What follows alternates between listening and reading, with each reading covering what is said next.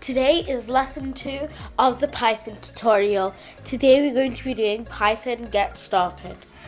So, Python Get Started. Heading Python Install. Many PCs and Macs will have Python already installed.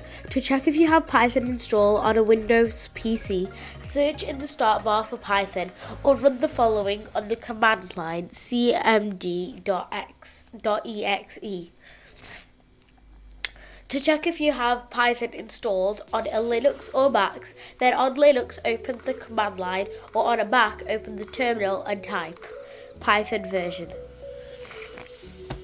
If you find that you do not have Python installed on your computer, then you can download it for free from the following website: https://python.org. Python Quick Start. Python is an interpreted programming language.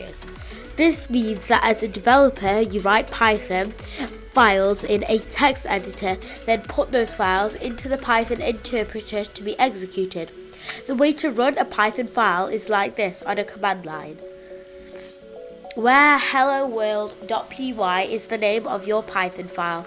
Let's write our first Python file called helloworld.py, which can be done in any text editor. You can try this yourself on W3 School's website as well. Simple as that. Save your file, open your command line, navigate to the directory where you saved your file, and run this here. The output should read, "Hello world. Congratulations, you have written and executed your first Python program." The Python command line. To test a short amount of code in Python, sometimes it is quickest and easiest not to write the code in a file.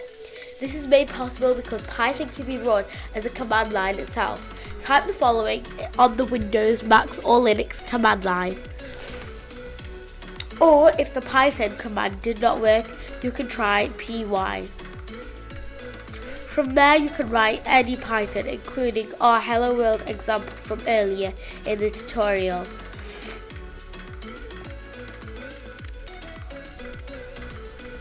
Which will write Hello World in the command line here.